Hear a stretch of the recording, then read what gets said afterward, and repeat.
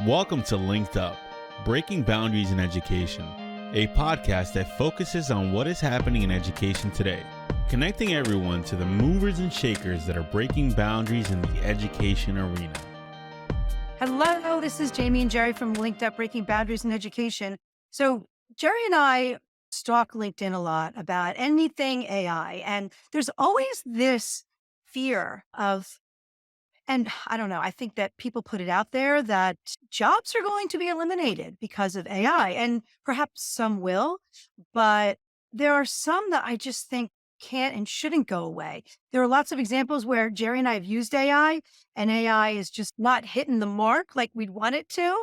So today we're going to talk a little bit more about the importance still of some jobs and in creativity, especially.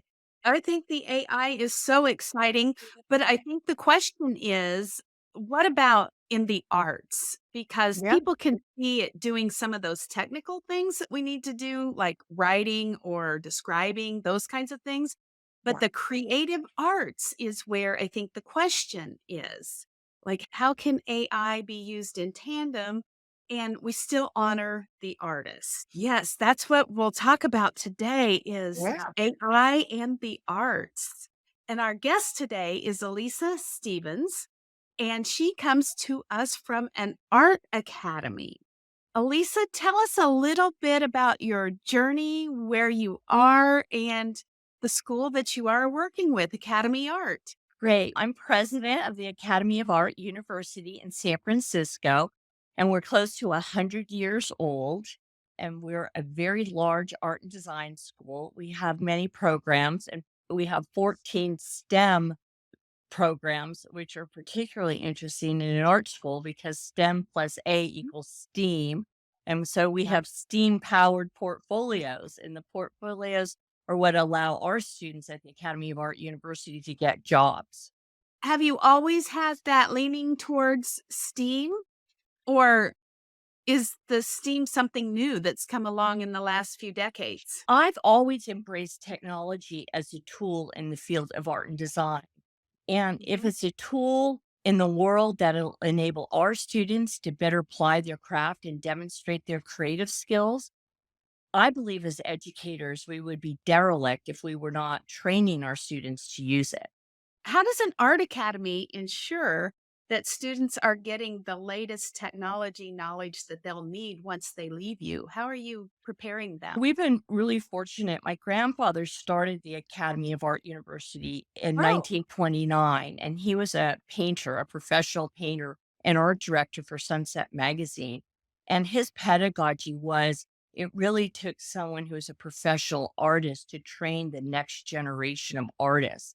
So the instructors that we have in the classroom can convey the latest information on technology, on art skills that exist currently. And it really takes that as a professional art school to create a portfolio for a student where they can get a job.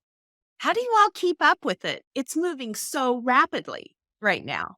We have advisory boards that advise us, and then we bring in the professionals in the classroom who actually have that information.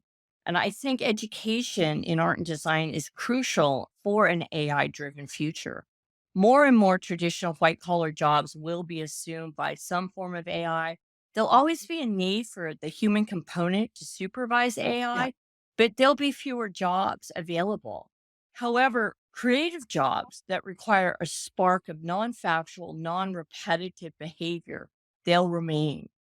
The training we provide our students at the Academy of Art, where they learn foundational creative skills and then translate them into the mastery of technology, will keep our students employed for a long time into the future. I can see too that perhaps in the realm of creativity, in the creative arts, that AI can be used maybe as a starting point, as a springboard. But it is, I think, as you just described, that foundation, that human connection that really makes the difference, that needs to have the ultimate spin, right? From even if there is a foundation from AI or starting point, That's springboard. right. That's right. What it's doing for the artist, it's allowing the artist to iterate faster. In other words, what Okay. might take a week can take 30 seconds. and the artist Mhm. will receive many ideas. But it's up to the artist to put the prompts in. And in order Right. for the AI to be as good as it needs to be, it's driven by that artist to prompt. And that artist needs the eyes and the skill and the training in order to prompt correctly to get a better result. I think that the art education, art and design education is crucial in the 21st century because design teaches students collaboration, Mhm. flexibility, taste, and curiosity. And our students are trained to ask why, to pivot, to iterate, often as they collaborate to create products and goods that consumers use. And that artwork that moves viewers to these emotional heights to take action. And in doing so, we're really enabling our students to embrace technology and technological changes Oh. as they continuously evolve and develop the skills to adapt to these new market conditions Mm. that are arising and will continue to arise. What you just said really hits on what Jerry was saying. Everything is happening so fast. So you're actually including that in the training of your students and how to keep up with all of these advancements. That's right. That's right. The artist has to be very flexible and the very dynamic process. But artists are used to that. They're looking for that to come up with more inspiration for their own designs. And of course, AI doesn't prototype. It doesn't, it's the products still have to be prototyped. They have to be tested. Is that shoe comfortable? Is Mhm. that car the way I want it to smell and feel and drive? So there's a lot more that goes into it. AI is a springboard. Can you give us an example of some of the projects that your students have done? A feel for what they create at your Yes, company. yes. In fact, I Yeah. have a wonderful video that I can send you. Oh, So good. in We'll our link that. yes, Yes. that would be wonderful for you to see. I can give you 3 examples. Designing a shoe, for example, a tennis shoe. We're using AI with prompts to design several hundreds of iterations of the shoe. Now, the shoe needs to be improved upon and go through the design process, but the iterations come up very quickly for Mhm. within seconds to see that shoe. We have a student in our advertising program who created a great TV spot using the copy and designing it into this commercial for a electric motorcycle.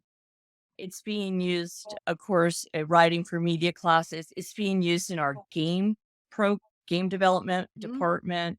It's being used in photography, and it's being used in our fashion school of fashion. Oh, What other departments do you have? It seems like it's so widespread. Our university has the largest curriculum, art and design curriculum of any school in the country. So we range from fine art, painting, sculpture, all the way to architecture, including Oh, interior design, landscape, photography, motion picture, television, game design, animation, visual development, fashion, landscape, industrial design. And we're one of 3 schools that teach automotive design headed by Tom Matano, who designed the Miata. oh, very cool. Very cool. Yeah, absolutely. AI is just going to allow for so much more efficiency, but never be able to eliminate, as you said, these types of jobs because there needs to have that human element and your training is built into that, which I That's think right. is important. I Yeah. think people underestimate that drawing is so important to an Right. artist because it helps Yes. train their eye. And then we expose our students to art history, the Renaissance, arguably the last greatest period of enlightenment in art, to train their eye, to improve their taste level. And that helps their design work. Yeah, and drawing it has embedded so many different process elements and elements of thinking and allows for growth. So just as talking is thinking, so is drawing as well. So it's such an important aspect. You've mentioned taste a couple of times. How do you teach taste? I think that's interesting. That's a foundational question. And when my grandfather started the school, he believed that you could teach taste and that you could do so in two ways. One way is through drawing because drawing allows people to see more. The better drawer you are, the more you see. There's different types of drawing, of course, but the artist and designer is seeing more. Then the second component to that was exposure. By exposing the artist designer to what is a good painting, what is a good design, and then also explaining what is not a good painting and what is not a good design. So an objective approach, but exposing the artist through osmosis that they would then learn and see what is better taste. Now, Very that interesting. doesn't mean everybody's walking away with great taste, but you can improve someone's taste. Right. So Interesting. I like that. thing I'm curious about, you have so many programs there. I love that. How do you ensure that the people in the programs can cross-pollinate ideas? And do you have any kind of collaborative situation where people share ideas across different fields? Disciplines. We Yeah. do. We offer many collaborative classes so that we are cross pollinating. So, for example, Audi comes in and sponsors a huge corporate project with our industrial design car design program. And in that collaborative, we bring in our UI UX students who do all the work for the interior of the car, because a lot of times now today our cars are computers, and how that user experience. We bring in our fashion students because they generally design the interior, and the automotive industry hires from and follows the fashion industry. We bring in our interior designers and they create total environment for the Audi lifestyle. We bring in our graphic designers and they even come up with ideas to modify the Audi logo. And then we bring in virtual reality and augmented reality from our game design so that we can actually experience that as though we're inside the car, almost driving the car.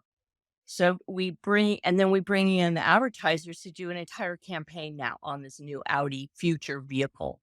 So we have many industry collaborations and we work collaboratively with industry, creating future projects and real world projects for industry. You're really helping them develop a brand and an experience so that when you're in the Audi, this is how it feels, this is what it looks like, to set it apart from other vehicles. I love the way you're bringing them all together. I think that's very powerful. Yeah, and it sounds essential, really, to bring these disciplines together, breaking outside of silos and making sure that this collaboration is at front and center, really, because it's giving those requesting these products exactly what they need when you have those multiple perspectives working together. And you're mimicking really what happens in the real world. So I think that's really important. That's right. We see a movie, the latest Avatar movie, for example. No one person makes a movie. It takes hundreds of special effects artists, hundreds of editors, cinematographers, stylists, photographers, so set designers, colorists. There's a lot of jobs out there for art designers, and it is a team effort. How many students do you have in your school, in your academy? We have 10,000 art and design students, and we have a fine art program. So, except for probably the painter and the sculptor, printmaker who work alone a lot in a studio, that would probably be the only area where you have less collaboration. But at the end of the day, an illustrator who's illustrating a children's book has to work as a team with the writer, the publishers, and you still have collaboration. But on the extreme side would be a fine art painter who paints in his or her studio for hours on end. Sure. And are those classes offered all in person, online, hybrid? How do you access? We've been fortunate to have this no barriers policy from the beginning of the school inception. So that we have online, which we put in 2001. Oh, so you're way ahead of all that. We are. It's a very robust program. Love And that. we offer on campus. We're downtown San Francisco, and we are an urban campus.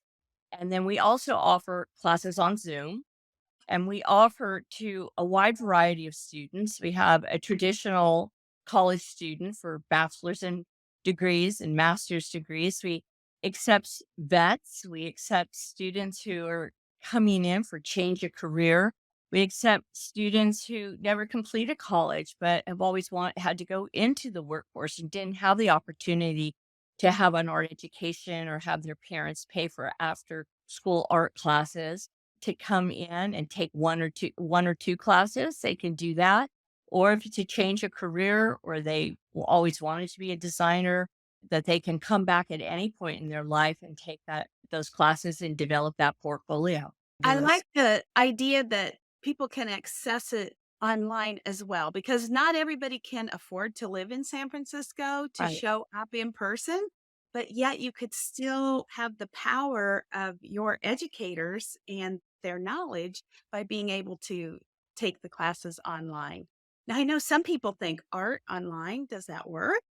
We've been doing it since 2001, and we had the fine artists and the the sculptors be the artists who design the classes to begin with, because the fundamental Perfect. question is, can you teach design online? Can you Right. teach drawing online? And Right. they came back to me and said yes. And we went forward very quickly with it, developed our own platform and and video files and libraries. And we are online has a teacher. So there's critiques, the teacher's there to assist students.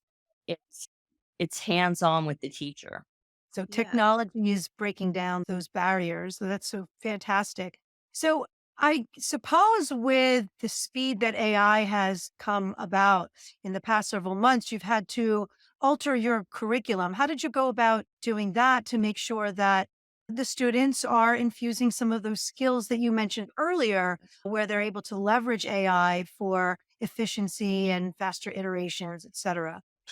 Springboard. We've had AI in about 7 majors for the last year, and that Okay. has to do with the instructors that we bring into the classroom because they are using it in their day-to-day creative jobs. Mhm. Yeah. Oh, that makes sense. That makes sense. So that helped because, oh, I see, because your professors are not just teaching for you, but they also have jobs in the field. So they're able to very easily bring to your students what's happening in real life, in real time. That's That's great. exactly correct. That's That's Yeah. exactly great. so Great. What about the diversity in your school? How do you ensure that you have diverse groups of people there working together and sharing ideas, sharing their culture? we start with teens as young as 14. The Oh, public schools have slashed their art budgets and they're denying young people who most need Mm, free and easily yeah. accessible art classes the ability to explore their talents. And to fill that void, we offer free pre college art and design classes to everyone who wants to take this creative wow. leap, I regardless of their prior experience or background. And we're bringing many students their first taste of artistic success. And as a university, we have a strong belief system in an open door policy for all that we accept everyone who wants to pursue a career in art and design and technology. And we're really refusing to allow a student's past to determine their future. Thus, our Yeah. student body is comprised of traditional college age students, those who are 25 to 40, students from over 100 countries, those returning to school to enhance their skills, and those who are veterans and currently serving the military, and those who've retired from Wow. one career and they're looking to begin another. And they're all welcome. And to ensure access is open to all, no matter where they live, this is our delivery system of education on campus, online, and through Zoom. that Very nice. is impressive to Yeah. be so inclusive of all of those people. I just want to get on and take a class. I'm so, So, how can people find your programs, whether it be, as you mentioned, 14 years and up, or college age or older? I think the best thing is to come to our website at www.academyart.edu. All right. Very And good. art, And then, A-R-T, not arts. ACADEMYART.edu. all right. We Perfect. will link that in the description as well as and make sure you send us that video Oh, that great. you referenced. Okay. And we'll link that too. I Okay. think So- fascinating. I think this hopefully will alleviate some people's fears that their current position is going to be gone in the marketing or in creative fields, and yet instead that AI is just going to keep helping them to work faster and better. That's right. The future is robust for art and design. Thank you for listening. And if you would like to stay linked up, be sure to follow us on Apple and Spotify and subscribe to us on YouTube.